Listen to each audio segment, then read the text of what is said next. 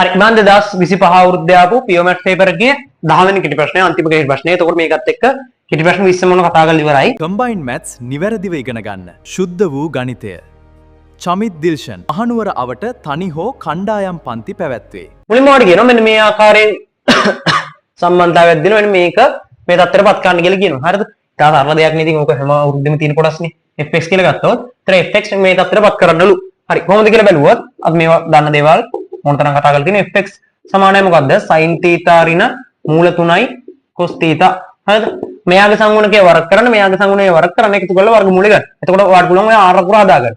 මෙයාගේ සංගුණකයේ වර්ග කරොත් 1යි 1යි වර්ගය 1යි ධන මුගේ සංගුණකයේ වර්ග වුණොත් 3යි එකතු කරලා වර්ගමූලය ගන්න. ඊට පස්සේ මොකද කරන්න තියෙන්නේ? මෙන්න මෙතනින් එන උත්තරෙන් බෙදා ගන්න ඕනේ මේක. 1යට මෙතනින් එන්නවාට කියද 4යිනේ. 4ක් කියලා කියන්නේ මේකගේ දෙකක් නේද එන්නේ. හරිද? ඒ කියන්නේ දැන් මෙතන මෙයාගේ සංගුණකයේ වර්ග කරන්න මෙයාගේ සංගුණකයේ වර්ග කරන්න එකතු කරලා වර්ගමූලය ගන්න. හරිද? ඒක එළියට ගන්න. ඒක නිකම් එළියට ගන්න බෑනේ. ඒක ඇත්තටම මෙතන වර්ගමූල 4 කියන්නේ දෙකක් තමයි එළියට එන්නේ. දෙකක් නිකන් එළියට ගන්න බෑ. හැමෝම දෙකෙන් බෙදා ගන්න වෙනවා. හරිද? මූල 3 බෙදීම 2යි cos θ. ත්‍රිකෝණ විතර දාලා මම වීඩියෝ පොඩක් දාලා ඇති. ඒක බලාගත්තා නම් වැඩේ හරි. හරි. මෙතනින් ඔයාලට එනවා දෙක වාරයක්. ඔයාලට එනවා අන්තිමට භාගයයි මෙතන sin θ කියනවා ඈ. භාගයයි sin θ ඍණ මූල 3 බෙදීම 2යි cos θ කියලා එනවා. හරි. දැන් අපි දන්න මේක අපිට ලියන්න ඕන r sin θ දන ඇල්ෆා ආකාරයට. θ ඍණ ඇල්ෆා ආකාරයට. එතකොට අපි කරන්නේ මොකද්ද? මෙන්න මේ භාගය වෙන මෙන්න මේ භාගය වෙන sin කෝණයක් හරි cos කෝණයක් හරි බලන්න. දැන් අපි ලියන්න ඕන රටාව sin රටාව ගැන ලියන්න ඕනේ. එහෙනම් මෙයා ලියන්න ඕනේ භාගයකින් ලියන්න ඕනේ cos කෝණයක් වෙන විදියට. භාගයේ cos රටාව වල ලිව්වොත් කොහොමද එන්නේ? cos කීයද එන්නේ? cos 60 තමයි භාගය වෙන්නේ. එහෙනම් මේක cos π බෙදීම 3. බලන්න ඊට අනුරූපීව sin අනුපාතය මෙතන ඉන්නවද? ඔව් ඊට අනුරූපීව sin අනුපාතය මෙතන ඉන්නවා. cos π බෙදීම 3 භාගයයි sin π බෙදීම 3 මූල 3 බෙදීම 2. එහෙනම් මේක ලියන්න පුළුවන් කොහොමද? භාගයක් cos π බෙදීම 3 වාරයක් sin θ ඍණ sin π බෙදීම 3 වාරයක් cos θ වාරයක් cos θ. හරිද? මොනවද දත්තට ආවා. දැන් ඔයාලට පේන මේ ඉන්නේ කාගේ රටාවටද?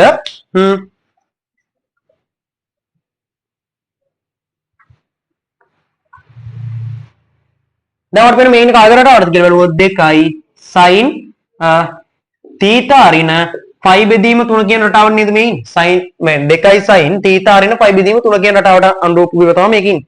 හරිද? බලන්න sin θ cos π බෙදීම 3 ඍණ cos θ sin π බෙදීම 3. හරිනේ? එහෙනම් මෙන්න මේ රටාවට ඉන්නේ. එහෙනම් ඔන්න ඔක අපි අපිට කිව්ව රටාවට r sin θ ඍණ ඇල්ෆා ආකාරයට ප්‍රකාශ කරා. මේවා ලියලා විතරක් නතර කරන්න නම් එපා. ඔයා අනිවාර්යයෙන්ම ලියන්න මේකේ මෙතනින් මේ වෙරක් කරලා දාන්නම්කෝ මේ වැඩි.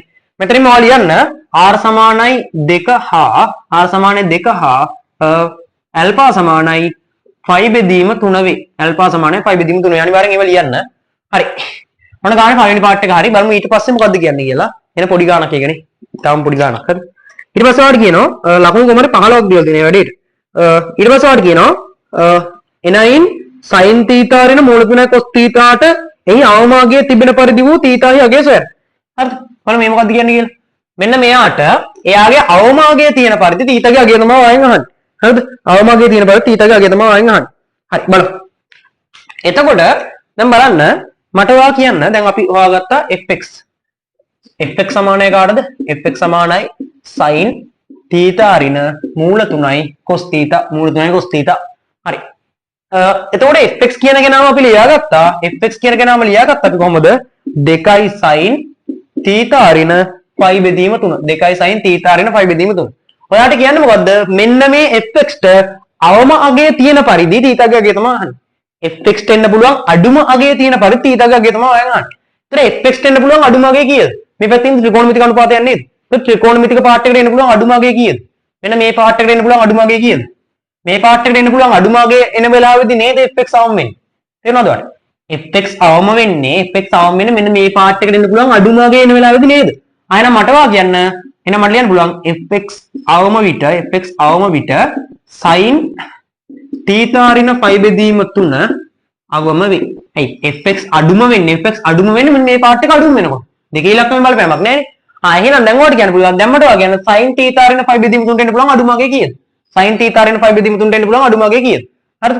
මට ලියන්න පුළුවන් sin θ ඍණ π බෙදීම 3 අවම අගය ඍණ 1. අවම අගය ඍණ 1. එහෙනම් ඔන්න ඔය සමීකරණ 20 දන්න කියලා තමයි ඔක් කියන්නේ. හරිද?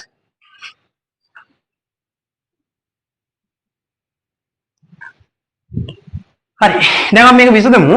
මෙයාට ලියන්න පුළුවන් කොහොමද? sin θ ඍණ phi බෙදීම 3 සමානයි. අපි දන්නවා ඍණ එක වෙන්නේ කීයද? sin ඍණ phi බෙදීම දෙකේදී sin ඍණ phi බෙදීම දෙකේදී. මම වෙනම වීඩියෝ එකක් දාලා ඇති ඔය ත්‍රිකෝණමිතික ශිත මේ ත්‍රිකෝණමිතික සමීකරණ විසඳීම සම්බන්ධව වෙනම වීඩියෝ එකක් දාලා ඇති. ඒක බලාගත්තාම මට මේ ටික ෆිට කරගන්න පුළුවන්. හරි. එතකොට දැන් මට මෙයාගේ ආන්සර් ලියන්න පුළුවන් θ ඍණ phi බෙදීම 3 සමානයි මොකද්ද? sin ගේ විසඳුම වෙන්නේ මොකද්ද? n phi ධන ඍණ 1 n වාරයක් ඍණ phi බෙදීම 2 ඍණ phi බෙදීම 2. නැත්නම් θ උක්ත කරන්න ඕනේ. θ සමානයි n phi ධන ඍණ 1 n වාරයක් ඍණ phi බෙදීම 2 ධන phi බෙදීම 3 කියලා වාට අන්තිම උත්තරේ එනවා. ධන phi බෙදීම 3 කියලා වාට උත්තරේ එනවා. මේකේ n කියන කෙනා වැදගත් අයිති නිකිල වලට n අයිති නිකිල වලට. හරිද? හරි. එහෙනම් ඔන්න ඔක විසඳුම් වෙන්නේ මොක? හරිද? උත්තරේ තියෙන θ n phi ධන phi බෙදීම 3 මේ ඍණ මෙතන ඉස්සරහට දාලා තියෙනවා. හරිනේ. ඍණ 1 වාරයක් ඍණ 5 බෙදීම හරි. මේ එන්න ඇති නේ කියලා. හරි. එහෙනම් මෙන්න මේක විසඳුම් වෙන්නේ මේක. හරිද? මහා ලොකු ගාණක් නෙමෙයි. හරි. තා සරල ගාණක්. හරි. මේ මූලික රටාවේ ගාණක්. හරිද එහෙනම්? හරි. ඔන්න එහෙනම් 2025 පේපර් එකට දාලා සම්පූර්ණ කෙටි ප්‍රශ්න ටික කතා කරලා ඉවරයි. කෙටි ප්‍රශ්න 20ම කතා කරලා ඉවරයි. මීට කලින් ඇප්ලයිඩ් ටික කතා කරා. දැන් ඔන්න PO ටිකක් කතා කරලා ඉවරයි. ඊට පස්සේ මේ වල රචනා ප්‍රශ්න ටික කතා කරගෙන යන ෂේප් එකකින්. හරිද? අපි PO මැත්ස් වල නම් ඇත්තටම රචනා ප්‍රශ්න දැන් ගොඩක් කතා කරලා ඉවරයි. ඒ කියන්නේ අර ස්පීඩ් රිවිෂන් ඇතුළේම මම කතා කරලා තියෙනවා. හරිද? අපේ ඇප්ලයිඩ් මැත්ස් වල තමයි ඇත්තටම රචනා ප්‍රශ්න ටික කතා කරන්න තියෙන්නේ.